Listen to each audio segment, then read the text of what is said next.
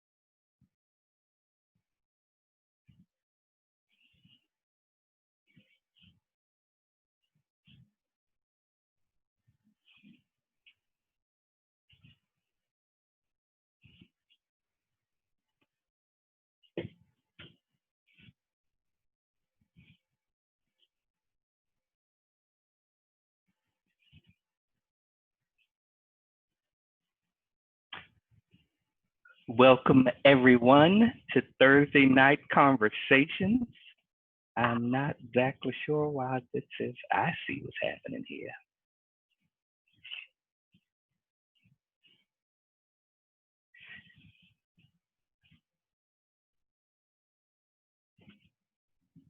There we go. Couldn't see myself. Welcome everyone to Thursday Night Conversations. I am Tyrell Moyd, your host. Thank you for joining us here on Thursday Night Conversations. This is going to be our orientation night, our opening night, as we begin to speak about women in the Bible. And I have our co host with me this evening, who will be our main instructor over the next 3 weeks. We'll talk a little bit about how we have everything structured, and that's in the person of Deacon elect Katrina Johnson Smith. Say hello, Katrina. Hello, how is everyone in Facebook land doing? So glad to have you with us tonight. Great. So, what we will do is, sorry, um, over the next few weeks, what we're going to do is talk about in three areas about women in the Bible. And in order to have that conversation tonight, again, we are going to be doing our opening. And then over the next 3 weeks after that, um, Deacon elect Johnson will then share with us um, different women in the Bible, and so from tonight you'll understand how we then apply that feminine energy to our lives, how that impacts us today, and then we are going to have in week 4, excuse me, is that 4? Can I count? Nope. In week 5, we're going to do some question and answers. That's really important because we're going to ask as many of you who can to actually join us on the Zoom feed so that you will be present in the experience with us during that question and answer time. And then on July 30th, we're going to do our summation. We will invite our bishops and a few panelists to talk about what we have learned over these next few weeks. And then we're going to give you all the month of August off. So tonight, again, really is about getting us prepared, getting us ready. As we were preparing even for this evening, one of the things that I mentioned to Deacon, can I just say Deacon? It's so much. Katrina, that will work too. Yes, Deacon Katrina was one of the things that I love that Bishop Pulley always say is, are we open and ready to receive? And tonight is about getting us open and ready to receive what God will impart into us over these next few weeks as we study these women in the Bible. So again, to begin that conversation, and let's see, change that. To begin that conversation, I want to share with others, because I know not everybody knows basically how we design our Bible studies here at KCM. So last year, as we were preparing for this year, we talked about doing our Bible studies, both some virtually and some in-house. And during that conversation, we decided, like the first one was Elder Ronaldo and I, was supposed to be in-house and some other things happened. But as we were designing those, I did not realize at that particular point, Deacon, that as we were coming into this 2020 year, and Bishop Pulley will be talking so much about partnering and the importance of us working together and in partnership. The first Bible study set was me and Elder Rinaldo. The second set of classes were me and Bishop, and this third set of classes is you and I. So it wasn't, it was in God's plan, but I know for me, it wasn't in my plan to even design that partnership throughout the year, but it flowed in such a way that I just believe is divine. So as we were preparing, we talked about different topics and what we would talk about. So when you and I think for Elder Ronaldo and I, it was easy. He had written his book. It was a great time for us to go through that together when we were preparing for consecration. So the series that Bishop and I did over consecration, it flowed with that as well. So when you decided women in ministry or women in the Bible, give us a little background about your vision. Why that and why now?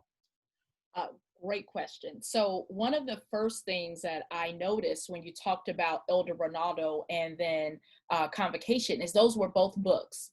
And so we had the template, we had the books, and it was really impressed upon me to talk about women in the Bible. There are certain women that we know by name and our connotation around it. So, we know about Rahab and we talk about Delilah and other women in the Bible. But when have we really sat down to talk about the value of women in the Bible and the leadership skills that they had and the positions that they had in the Bible? And so why now? This is now is the time, because as we know, the world is evolving.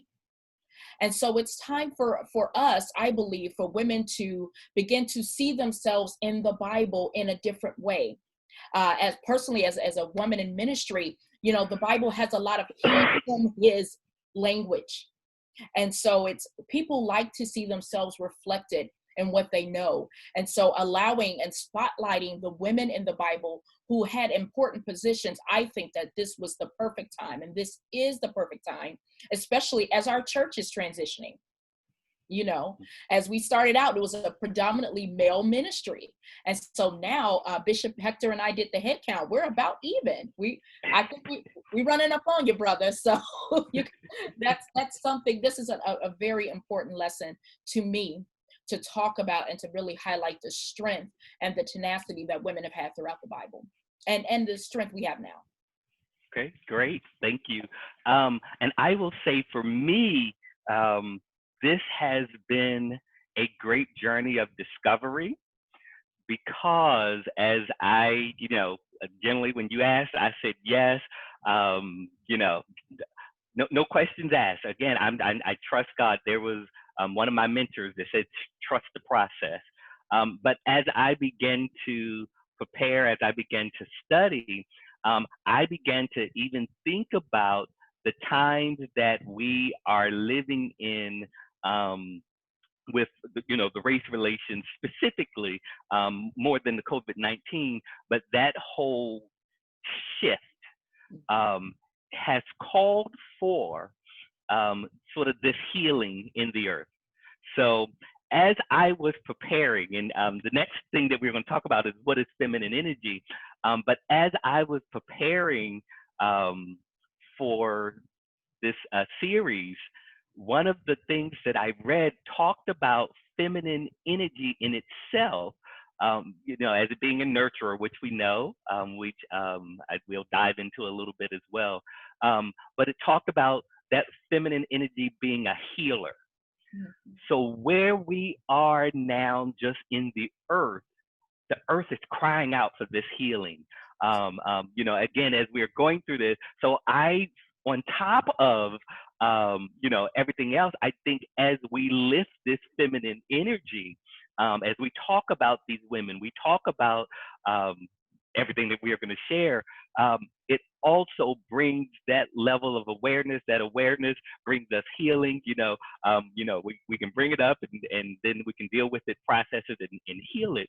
So this allows us, in my own thoughts, time to do that, time to really begin to lift that feminine energy so that we as a nation, we as a people can begin to heal.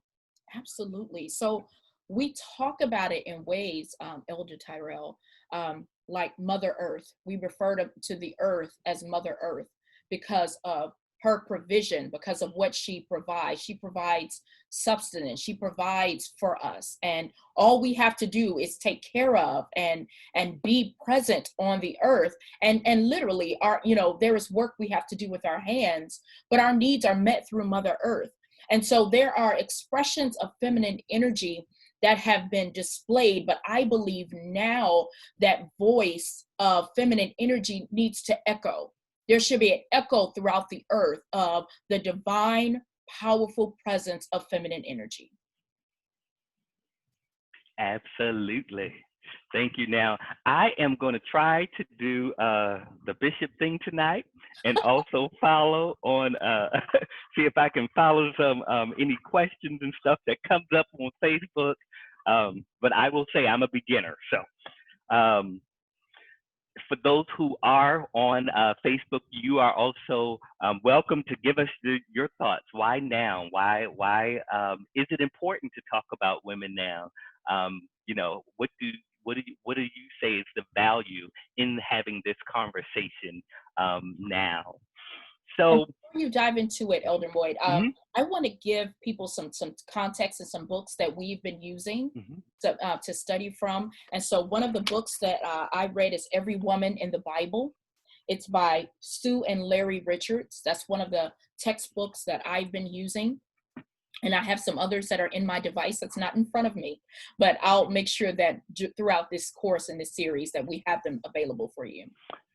So one of the things that I want to put together throughout this course is to put together a workbook. So at the end, you all will have something nicely put together. So you made me challenge myself the text that I use, because we didn't use the same text. The text that I used the most was Women of the Bible, the Victorious, the Victims, the Virtuous, and I'm sorry, I'm not on the title page. See, it's great to use a regular book. I use my device, so it's, can't just flip back. But Women of the Bible, the Victorious, the Victims, the Virtuous, and the Vicious. Yes. But vicious in a good, once you read it, we're good with that vicious. Yeah. There's some vicious things that we need to stand up. And I see you're trying to get a book out of it. See, we talked about the other Bible studies having a book. You're trying to make a book. I hear you. So in mine, the text that I use is by Peter DeHaan, PhD. So, but yes, we will make sure that everyone has that information if they're interested in that background material. So, feminine energy. Feminine energy. What is feminine energy? So, feminine energy is not just relegated to women. Let's say that right now. There are men, there are children, boys and girls who carry feminine energy and that feminine presence, or the presence of nurturer, the presence of provider and protector. I don't believe that is just relegated to the masculine energy. And so when we celebrate people, we know that when we were created in the image of God, we were made in the image and likeness of God. So there are both male and female created. God created us both. And so and just as in your natural body, there is estrogen and testosterone in every body. There's a balance. And so the feminine energy of nurture, of healer, as Elder Moy said, those are characteristics that we want to highlight and that are important. And I don't want the men to shut down and say, oh, the series isn't for me. I don't have any feminine energy. I don't feel like a nurturer. Well, perhaps you don't. But if you look at it in another way, perhaps you nurture your family members. You nurture a plant. You nurture those that come into your surroundings. There are other ways of looking at nurturing that are outside of parentage. And so we really just want to shine the light and ask the women, ask the men, do you see feminine energy in yourself? Mm-hmm. Yes, yeah. And especially the men, write about the feminine energy that you see in yourself, and we will respond.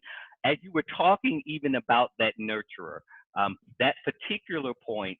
So in the work that I do, working with individuals who are in recovery, so there's often that I have to pull on that feminine energy in order to nurture those I'm called to serve, because the needs of that person don't say, okay, so because you're a male, I don't have this need.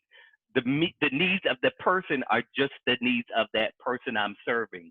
So in that moment, I need to be able to pull on the feminine energy that is inside of me in order to nurture that person. So again, like you said, it's not about the gender male or female, but it's about that feminine energy and when we pull upon it. So the series is for everybody. Were you looking at Facebook as well? I saw you look down. No. Okay. I'm gonna check the thing. I was trying to grab some notes. No problem. And so even you work with recovery in the recovery industry, vertical, the recovery vertical, there's nurturing that has to take place to everyone that comes through those doors. You know, the Bible says and they will know them by their love. They'll know you by the love that you present. And so love isn't just limited to one gender showing the love. We all are able to show love, and love is an expression of nurture. And so that's something, again, we want you to think about where the feminine energy shows up in your life. Absolutely. Because there are All right. times, listen, there are Yeah, times when the masculine energy comes out. It comes out when I need it. It comes, and so we all have the ability to call on the energy that we need in a particular situation. absolutely. Um, so, and one of the things that I'm going to read, well, I'll go ahead and read it now. It's from A Better Me, A Better You by Wes Guptill, that says, within us all is perfect balance of masculine and feminine energy. When we are able to reach all energy states fluidly with no judgment and bias, we become free. So when we are able to flow through, now this situation calls for that masculine energy, and I'm able to flow through that. And then when I'm in that situation that calls for, and when I'm able to do that fluidly, then I am free because I'm not held to the bias or judgment about myself and what it means to be male. What it, because again, I have been taught to attach those energies to me being a man. So it's sometimes easier for me to flow in those. Um, but it takes that work, that awareness for me to flow in those feminine energies, which I need just as much. Absolutely. And so what the author said about, I believe it was harmony. Was it balance or harmony? Which word was? Balance, It was balance. balance. Thank you. Hmm. And so the work of balance, even for those of you, our visual people, yoga, the entire masterization of yoga is about balance, of being able to balance the strength with the delicate nature of the movements. And so when you look at balance in your life, there are times, an example that I joke about is, if you ever want to see the true strength of a woman, watch a child be tied to or pinned under something that is in need of dire strength, then the strength that she needs, that everything that we need is within us. That's the point that I want to say. Everything that we need is within us. And so when we tap into both of those energies and really begin to find the balance of them, then not only that, but we live a more holistic life, because we're able to meet people from the place of what energy do they need me to approach them Hmm. I can't just be me. I got to think about the other person. in. That's what service is. That's what ministry is. Serving and ministering to those. So it's less about us and more about them. One of the things that, as I was preparing and to have the conversation around this feminine energy, so yes, we are Christians, but I read everything. So, so as I was, and our approach, because we're going to talk specifically about women in the Bible, so from that Christian perspective, but the broader mind of who I am, I wanted to see what a few other traditions talked about and how they talked about both feminine and masculine energy. So from the Taoists, when it talks about feminine energy, it talks about being soft and gentle. And I can't read my handwriting, you all. Which was now it also talks about non-action, but non-action in the sense of stillness and darkness. So if we think about creation, everything that is began, is out of that stillness and that darkness. So not that non-action in the sense of nothingness, but in that non-action, I am doing something. Because one of the things, I'll talk about that later. From the Hindu tradition, it talked about that feminine energy being fire and power, it being the life force, and both being creative and pure energy. So, when we are in those creative modes, again, we're not talking about male or female. If I'm a writer and I'm in that creative mode, that feminine energy is coming forth. And it's coming out because you're birthing something. Yes. So when you're in the mode of creativity, you're birthing that project that you're working on. So that's an excellent example. Mm-hmm. And then the last one I looked at was shamanism, and it talked about, and that's when the good place for that. When it talked about that nurture, and it talked about darkness, wet soil. So if I think, just about planting something, we plant it in that dark, wet soil. In that dark, wet soil is what becomes the nurturer. It then, so when we talk about feminine, masculine, those differences, we talk about the masculine being the giver and the feminine being the receiver. So when the soil receives that seed, it automatically then starts nurturing it. It covers it. So, all of these things are now coming from the outside, the water and stuff that we need, but it is that dark place that's really nurturing and keeping that seed protected.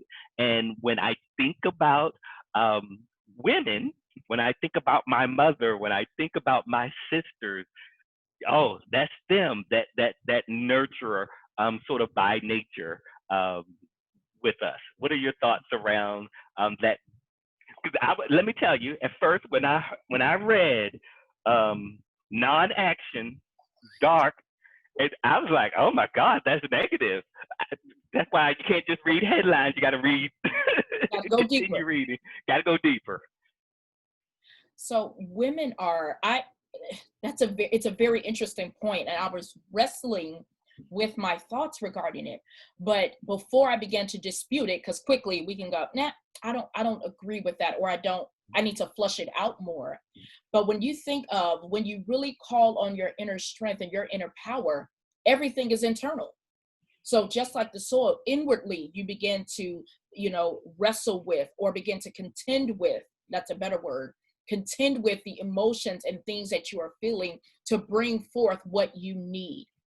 And so absolutely women, when I think about women and in the Bible and women today, women of the world, there is an innate strength and an ability to pull in outside of those dark clouds, those glass ceilings, those things that have tried to relegate us to what people think are our positions, to begin to show and express the creativity of God and the creativity of our work, so that we can begin to blossom and manifest in our places.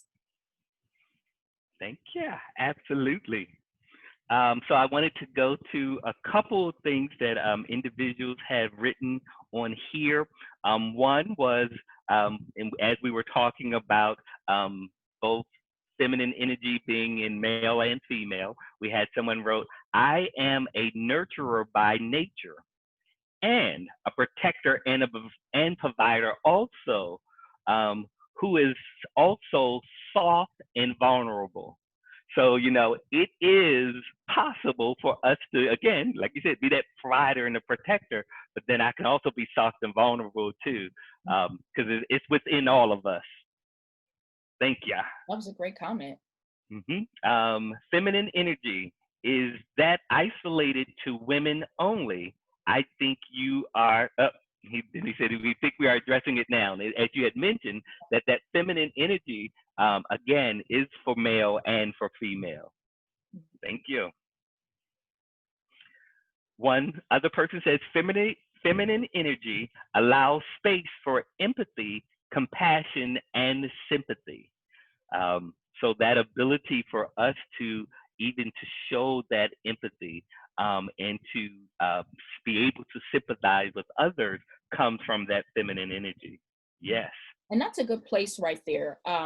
Growing up, there is always this divide of, from the moment you come out, you're either a boy, they typically say boy or girl.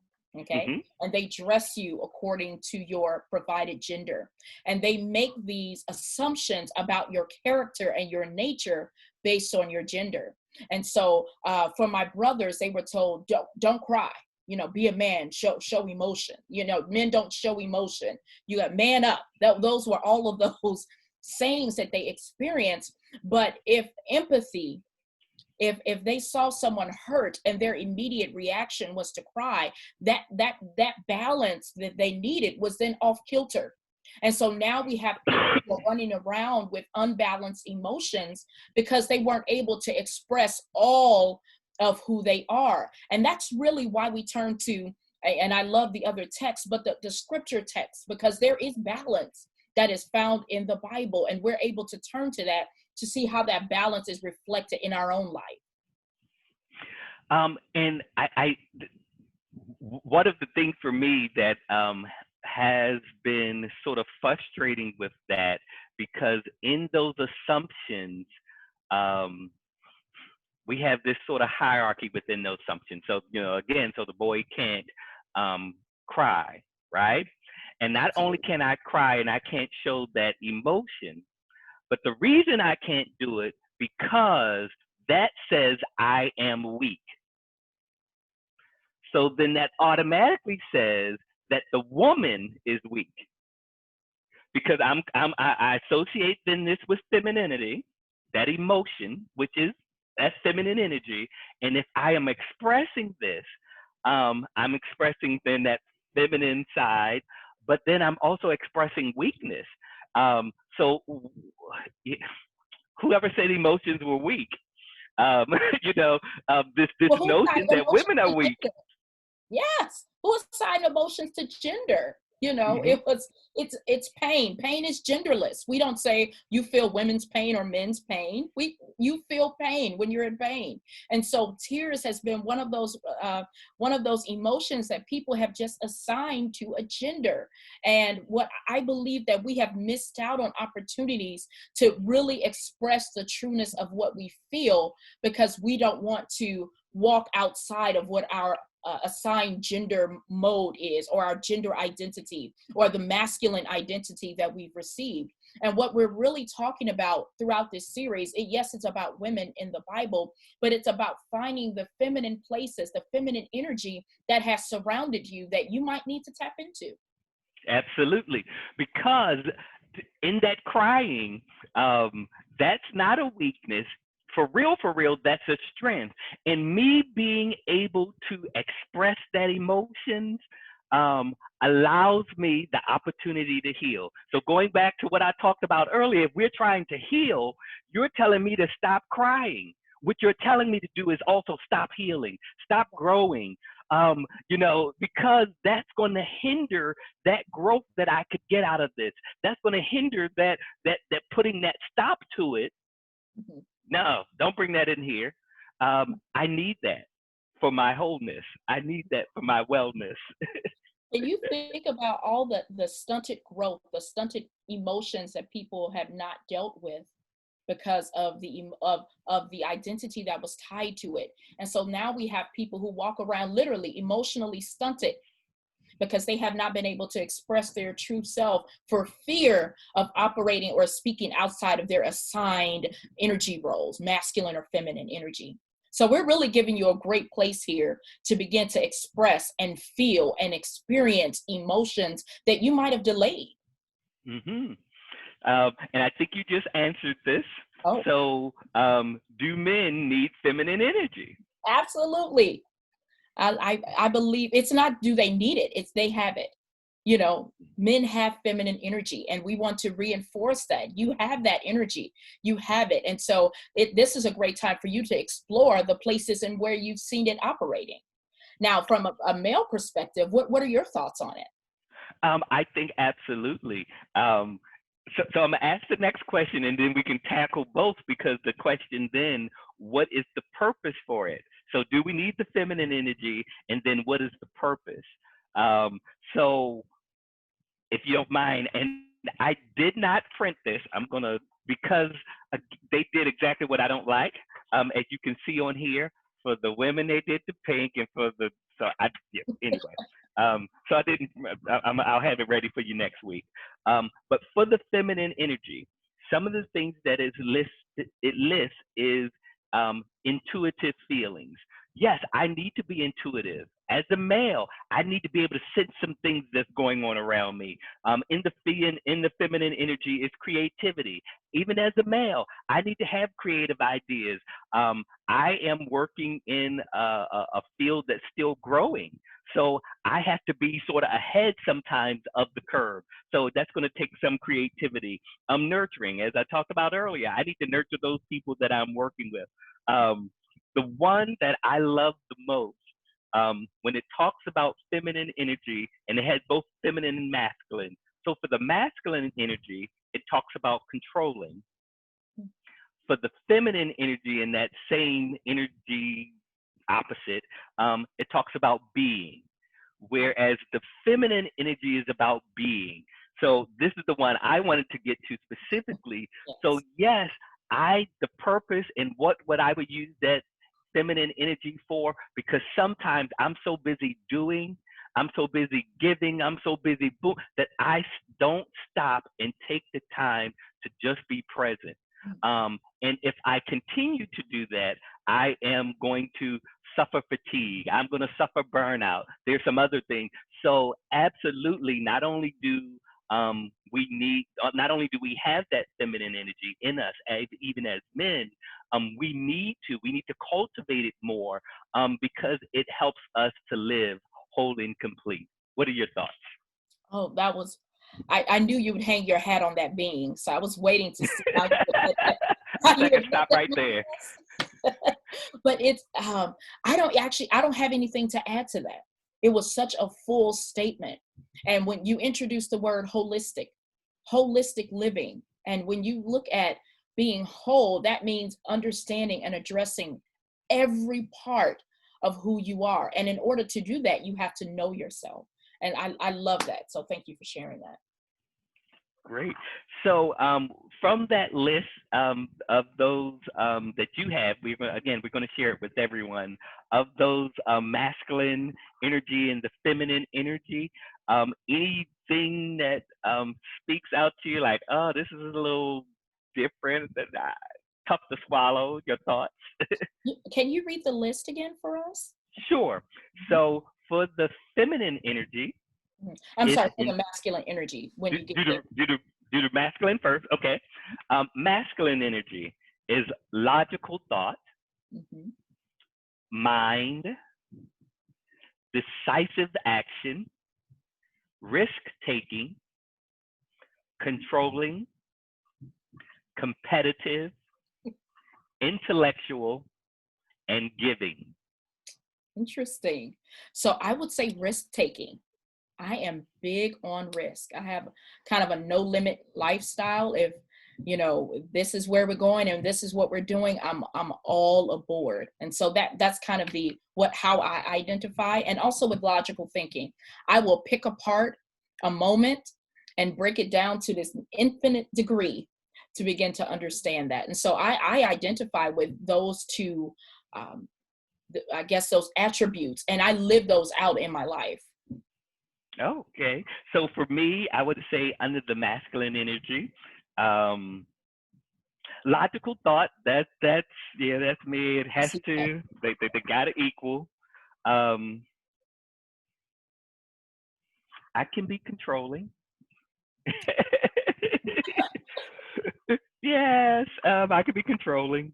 I like to control my environment, my situations, and yeah. Um, when I am co-facilitating, I want to be the one doing the PowerPoint, and yeah, I need to.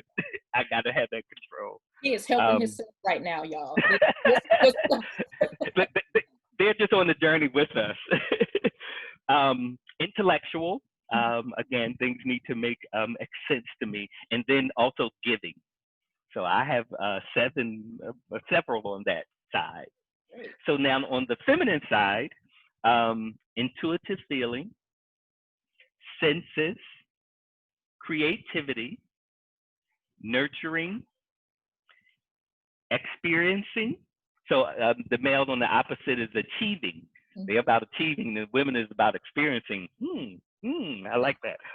Being collaborative, expressive, and receiving. I am all of those. Now, the one that I struggle with a little bit is the receiving.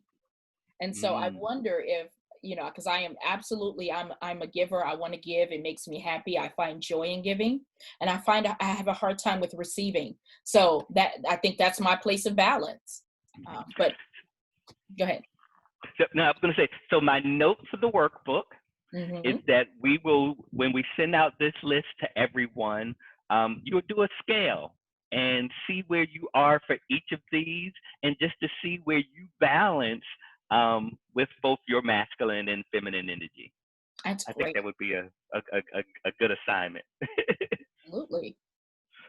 All right, so just reading a few more of the comments. We have several over here. Um,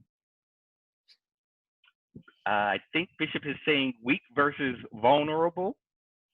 And I think sometimes, um,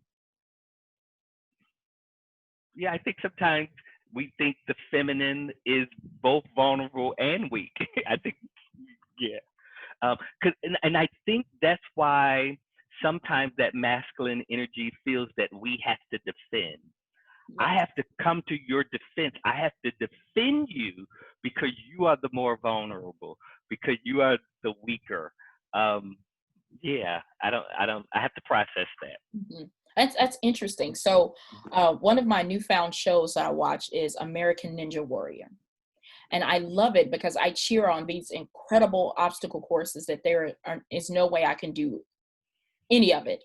And I watch the men, and I find myself cheering on the women who get further, because it dispels a notion that women are unable to carry the same weight balance. And there's no, they don't make it a height difference. They don't reduce the weights. They don't do anything. It is a generic course that if you have the strength and you're able to complete it, then you're able to complete it. And so when we talk about weakness, versus vulnerability, I love the word vulnerability, because I can be vulnerable. That means that I'm operating in my authentic self.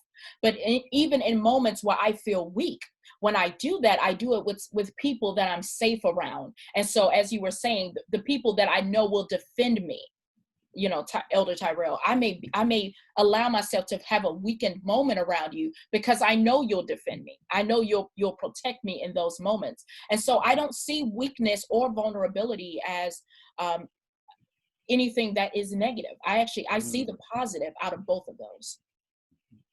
And if, as you were speaking, if I am not willing to accept my level of vulnerability or weakness, um, two things. First off, I'm not going to reach out for help. Mhm. That's where that pride comes in. And then um, I'm not even going to know how to receive it when it shows up. Yeah, again, being on that giving and receiving side, um, yeah, I don't know if I know how to receive it. Wow. Yeah, wow, yeah. So a great comment here, from a female. So listen, my masculine energy is seen up front, but no one looks for the feminine energy inside of me. So when they see me cry or get upset, they are shocked and say, "I didn't know you had those thoughts and feelings." So from a female perspective, Mhm. um, what would you say to that? Wow. I Mhm. that's interesting, because what people are saying is, and I'm going to just kind of, it's not up. Sometimes in the energy we wear, the clothing, our demeanor denotes the energy that we're putting out. And so it can be very easy for someone to just look here and to really miss what's going on behind. And so I wear ties. I love wearing ties, bow ties, men ties. My brothers know and love it. It's a fashion statement for me. Mhm. I love it better than a necklace. But people had to look beyond the ties and the bow ties to really see. And that's a part of intimacy. Into you I see, into me I Mhm. see, where they're able to know that behind whatever your outward expression is, inwardly, that feminine energy still has to be nurtured and cared for. Mhm. Absolutely. Another comment here is we all have the capacity to beat each item in each category. The key is how do we, and if, yeah, how do we, and if we are willing to access these capacities. So we each have it in us. Hmm. How do we do it? How do we, get to those things? I have a great thought there. Great. Um, Moving and forward. are we willing? And I think that's for everybody. Are we willing to access it? Am I willing to get in touch with my intuitive side? Hmm. I thought you said you had a great thought, so I'm going to let you go ahead. So my thought there too is the how is simple and difficult at the same time. The how is practice. So however I am now, it took me a moment to get here. So if I want to strength, strengthen my sensitivity, I need to expose myself to being more sensitive. I need to, so has to become a practice and something that I intentionally increase in my life, versus sort of thinking I'm a pray and something's going to happen. I'm gonna wake up and it's going to be different. No, I have to put some practice behind it. Absolutely. So I am visual, and so what I'm seeing in my mind is putting all of those attributes that we described up on a board, and don't assign a title of masculine or feminine to it. Just put them up on the board and say, what how do you identify? Because oftentimes we do identify with something, but the moment we place label on it, then we say, oh, I didn't realize that I have a little bit of feminine energy in me, or a little bit of masculine energy. Let's just look at the emotions. Let's look at empathy and all of those attributes. And that's how you begin to know who you are. How do you Mm, respond in mm, situations that that really need someone to provide empathy and love? Are you callous? Are you cold? Or do you withdraw? Or do you find yourself leaning in to provide whatever it is that those individuals may need? And that's how you begin to find out how to balance the two. absolutely. So I just saw a bishop's text on here, and it made me look at the time. Ah, yes. Yeah, he said we need a blog. The time is moving so quickly, and I was like, oh my gosh, it really is. Um, but I do want to jump into the third sort of thing really quick. I know we just have just a few minutes left. So as we talk about this feminine energy um, in the scriptures and in the Bible, we see, for me, a lot of how that feminine energy is personified in the Bible. So in Proverbs, wisdom being a woman. So that's that feminine energy personified. And in the New Testament, it talks about the New Testament church being the bride of Christ. Um, what is the importance of having sort of these perspectives, I would say, um, yeah, for us to have these perspectives? Well, the Bible is full of imagery, and I believe it's important because uh, the writers, the authors, I believe it more in the poetry books, or the book of the prophets. They talk more about the feminine essence, or the feminine energy or essence in the prophetic books. And so it's important that, like I said before, everyone is able to find themselves in the text. And so, woman, wisdom being a woman crying loud in the streets. It's an example. If you picture that, you can picture a woman yelling, "Listen to me, Linda. Don't don't pass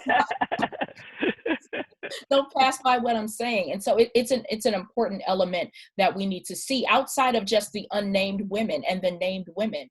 But let's look at energy that is feminine that the Bible talks about. Absolutely. One of the quotes from the book that I was using, it starts with saying, some people, mostly those who know little about the Bible or have never actually read it, criticize its portrayal of women. They wrongly conclude that God dislikes females. This makes no sense because women are a part of this amazing creation made in his image. When he completes his work, he looks over it and says he's pleased with the results, all of it, including women. So there has been this sort of notion that women are less than. And even as, again, as the author mentioned, for those who probably don't read the Bible, haven't really studied it, sometimes from our Christian patriarchal society, it may look like the women are sort of second nature. But yeah, what are your thoughts? How do you You bring this up right at the grapple end. with that? Yes. So, one of the first ways and places that I learned is that God made Adam and Eve, right? And so we start with that Bible experience. Creation is not complete without the woman. That's the first, and then the second point is that there is this level of inferiority that's been applied throughout the Bible, in the Old Testament, in the New Testament. It was a common theme, but the theme that I choose to see is the theme of being complete. In Jesus's ministry, he was connected to women. In Paul's ministry, he was connected to women. We could see inferences throughout the Bible where they did the work in tandem with women who are able to help push the gospel and the message of the gospel along. And so I'm sure we're going to dig into that within these next 6 weeks, because, we definitely want to talk about women should be kept silent.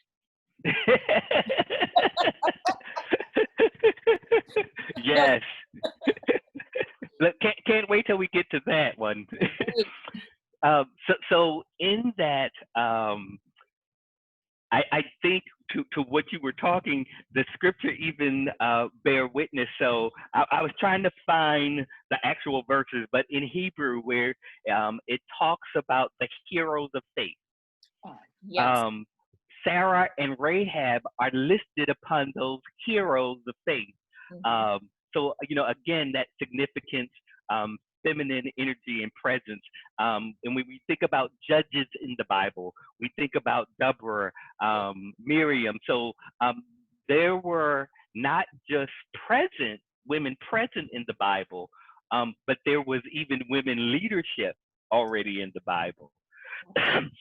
And for me, I will close with this, that great representation of respecting that feminine energy is in 1 Kings 2:19. And here, King Solomon, when his mother enters the room, pays homage to his mama. During this time, might be a little bit different now, but the feminine, whether he was her mother, his wife, they couldn't even come into the presence of the king without bowing down. But he had so much respect for his mother, so much respect for this woman, so much respect for this feminine energy, that he, even as king, bowed down to his mom. So for me, that is just this beautiful imagery where this feminine energy should be lifted, versus, y'all just keep silent, and that we'll wait for you to get to that week in the series. So, any closing thoughts? Yes. So I'm just grateful for Kingdom Covenant Ministries for lifting up the women in the Bible during this time. And I'm excited to hear about the exploration that people will take and the journey that they will go on with us during these next 6 weeks. And so I'm thankful for our Bishop Abenar Hector, for you, Elder Tyrell Moyd, for bringing the tough questions and bringing in great things for us to wrestle with and to begin to explore in our lives. And so thank you all so much. Thank you. So now have you close us out with prayer. One of the things I do want to go through real quick. I am my father's child. So just like Bishop normally will have, oh, okay, and then my thing is not clicking. Yep, there we go. So for those, Bishop generally always have a slide already ready. So I did the same. So for those who are interested in giving and sewing, you can do so by sewing through Cash App by using $ KCM Network. We do appreciate your gifts, especially during this time where we haven't been physically together. KCM really has been faithful in their giving of both their tithes and offerings, and we appreciate that. On Sunday, join us at 9 a.m. for our Sunday supplement. Starting at 9 a.m., our goal is to be back in-house, but we'll still be streaming online in July. And then next week, please join us next week as we kick off the actual lecture portion of the series with Deacon-elect Katrina Johnson Smith. We'll be talking about Salome. Did I say that right? Mm-hmm. Mother of James and John. So we appreciate each of you tonight. If my dear sister would close us out in a word of prayer. Absolutely. Spirit of the living God, we honor you for your presence and your spirit. We thank you that you've graced each and every one of us tonight, and we thank you for our ability to call on you and to feel you near. We're thankful that we're able to experience the masculine and feminine energy because, God, you made us and we are perfectly and fearfully and wonderfully made in your image and likeness. And we're so thankful for that. We're thankful for this lesson and the unveiling that is taking place in the hearts and the minds of the people of God. We bless you for this time, for this moment, and we thank you for the words that will continue to resonate in the ears of every believer. In the name of the Lord Jesus Christ, we pray and say amen. Amen. Thank you all so much. We look forward to seeing you here next week for Thursday Night Conversation. God bless. God bless you.